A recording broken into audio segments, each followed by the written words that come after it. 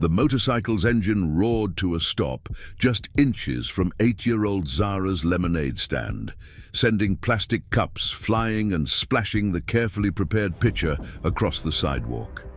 The rider, a heavily tattooed man in his 30s with hate symbols visible on his arms, ripped off his helmet and began screaming racial slurs at the terrified child who had been trying to raise money for her grandmother's medical bills. What happened next would be captured on a dozen cell phone cameras and change the course of several lives forever.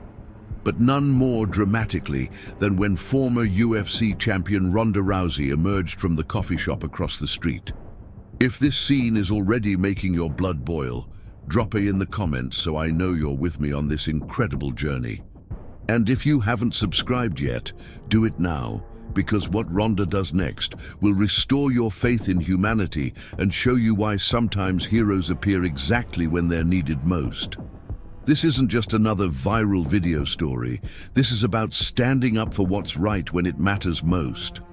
Zara had been selling lemonade on the corner of 5th and Main for 3 weeks straight, her small hands carefully counting quarters and dimes as she worked toward her goal of $500 for her grandmother's chemotherapy treatments. The 8-year-old had painted a sign in bright yellow letters that read, "Lemonade for Grandma, $1," with a heart drawn in pink crayon. Her mother worked double shifts at the hospital and couldn't afford the mounting medical bills, so Zara had taken it upon herself to help the woman who had raised her while her mother struggled to build a better life for them both. The afternoon had started like any other, with regular customers stopping by, construction workers grabbing cold drinks during their lunch break, office workers on their way home, neighbors who had heard about Zara's mission and wanted to support her cause. She had already made $47 that day and was beaming with pride when the motorcycle came screaming around the corner, its rider clearly looking for trouble. Marcus Webb, a 34-year-old with a history of assault charges and ties to white supremacist groups, had been drinking since noon and was riding through what he considered his neighborhood when he spotted Zara's stand. The sight of a young black girl operating a business on his street corner triggered a rage that had been building for years, fueled by a toxic combination of alcohol, hatred, and the kind of entitlement that turns cowards into bullies when they think no one is watching. "Get your kind off my street!" Webb screamed, kicking over Zara's carefully arranged table and sending her money jar crashing to the pavement. Coins scattered across the sidewalk as the little girl scrambled to collect them, tears streaming down her face as she tried to salvage her hard work. "This is America, not some ghetto marketplace. Take your lemonade and go back where you came from." The dozen or so people on the busy street corner froze in shock. Some pulled out their phones to record, others looked around nervously, and a few began to approach but hesitated when they saw the size and obvious aggression of the attacker. Webb continued his tirade, advancing on the cowering child with his fists clenched, his voice growing louder and more threatening with each word. That's when Ronda Rousey stepped out of the coffee shop where she'd been having a quiet meeting with her agent. The former UFC bantamweight champion, Olympic bronze medalist, and WWE superstar had been trying to enjoy a rare moment of anonymity in Los Angeles. But the commotion across the street immediately caught her attention. When she saw a grown man terrorizing a child, every protective instinct she'd developed through years of combat sports kicked into overdrive.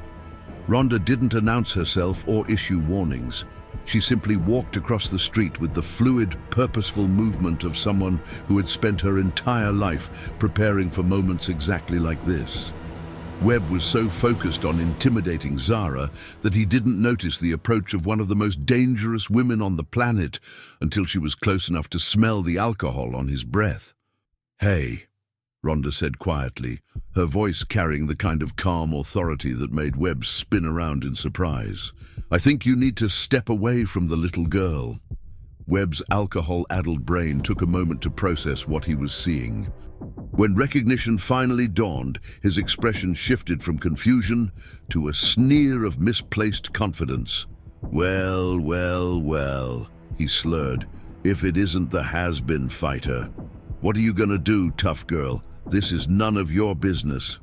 What happened next lasted exactly 14 seconds and would be replayed millions of times across social media platforms worldwide. Webb made the catastrophic mistake of reaching toward Zara again, apparently believing that Ronda's celebrity status meant she wouldn't actually fight. He couldn't have been more wrong. Do you think Ronda held back because there were cameras rolling? Or did she handle this exactly like she would any threat? Drop restrained or unleashed in the comments based on what you think happened next. Ronda's response was swift, precise, and absolutely devastating. When Webb lunged toward Zara, Ronda intercepted him with a textbook hip toss that sent the much larger man crashing to the pavement with a sound that made everyone within 50 feet wince. Before he could even process what had happened, she had transitioned into her signature armbar, applying just enough pressure to completely immobilize him without causing permanent damage. "You have two choices," Ronda said in the same calm voice she'd used to greet him, though now Webb was face down on the concrete with his arm twisted at an angle that made it clear she could break it whenever she chose. "You can apologize to this little girl for destroying her property and terrorizing her, or I can show you what 12 years of judo training really looks like. What's it going to be?" The transformation in Webb was immediate and complete. The alcohol-fueled bravado evaporated as he found himself completely helpless against someone who outclassed him in every possible way. "I'm sorry," he gasped, his voice muffled by the pavement. I'm sorry. Please let me go." "Not to me," Ronda corrected, applying slightly more pressure to emphasize her point. "To her, and it better be sincere." Webb turned his head as much as Ronda's hold would allow, his eyes finding Zara, who was watching the scene with a mixture of fear and fascination. "I'm sorry," he said, and for the first time, his voice carried genuine remorse rather than just fear. "I'm really sorry for scaring you and messing up your stand. That was wrong." Ronda held him for another few seconds, making sure the lesson was thoroughly learned before releasing him and stepping back. Webb scrambled to his feet, his face flushed with humiliation and his arm clearly sore but functional. The crowd that had gathered began to applaud, but Ronda ignored them completely, her attention focused entirely on Zara. "Are you okay, sweetheart?" Ronda asked, kneeling down to Zara's eye level, with the same gentle tone she used with her own daughter. The little girl nodded, though tears were still streaming down her cheeks. "What's your name?" "Zara," the child whispered, her voice barely audible. "I was trying to make money for my grandma's medicine." Ronda's heart broke a little at the simple honesty of the statement. Here was a child who had been terrorized for trying to help her family, and instead of being angry or demanding justice, she was worried about the spilled lemonade and scattered coins. "Well, Zara, I think we need to fix your stand and get you back in business." "What do you say?" What followed was a scene that restored faith in humanity for everyone who witnessed it. Ronda helped Zara collect the scattered coins, while other bystanders began to approach, no longer afraid now that the threat had been neutralized. Someone ran to get paper towels to clean up the spilled lemonade, another person offered to replace the broken pitcher, and within minutes, Zara's stand was not only restored, but improved. But Ronda wasn't finished. She pulled out her phone and began making calls, using her celebrity status for something far more important than publicity. Within an hour, she had contacted local news stations, her social media team, and several of her celebrity friends. By evening, Azure Lemonade for Grandma was trending nationwide, and donations were pouring in from around the world. The story went viral not just because of the dramatic confrontation, but because of what it represented. In an era of increasing division and hatred, here was a moment of pure moral clarity, a champion standing up for a child, a community rallying around someone in need, and justice being served not through violence, but through protection and support. Webb, meanwhile, found himself facing consequences that extended far beyond his brief encounter with Ronda's armbar. The video of his attack on Zara led to his identification and arrest on charges of assault, harassment, and destruction of property. His employer, a construction company that prided itself on diversity and inclusion, fired him immediately. His motorcycle club, embarrassed by the negative attention, expelled him from their ranks. But the real transformation came when Webb, sitting in his jail cell awaiting trial, began to confront the hatred that had led him to attack a child. The humiliation of being completely dominated by Ronda had shattered his sense of superiority, and for the first time in years, he was forced to examine the beliefs that had brought him to this point. Ronda, true to her word, didn't let the story end with the viral video. She established a fund for Zara's grandmother's medical treatment that raised over $200,000 in the first week alone. She arranged for Zara to throw out the first pitch at a Dodgers game, appeared with her on several talk shows, and became a mentor figure in the young girl's life. 6 months later, Zara's grandmother was in remission.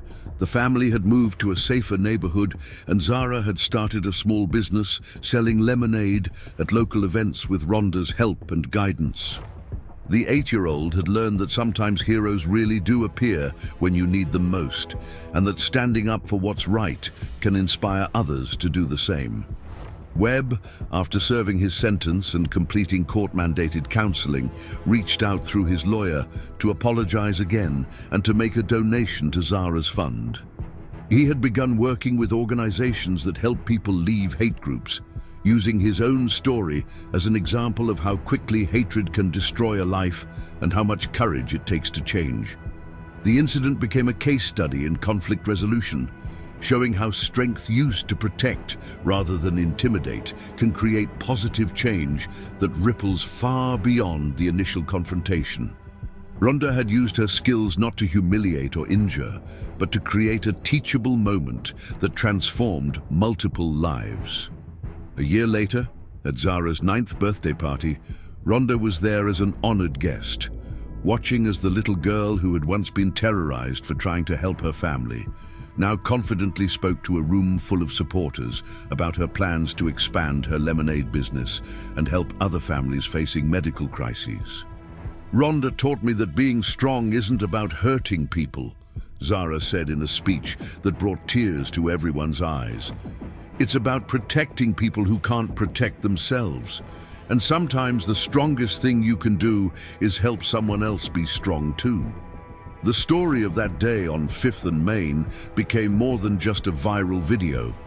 It became a reminder that in a world that often seems divided by hatred and fear, there are still people willing to step up and do what's right. It showed that true strength comes not from the ability to intimidate or harm, but from the courage to protect those who need protection and to use whatever power you have to make the world a little bit better.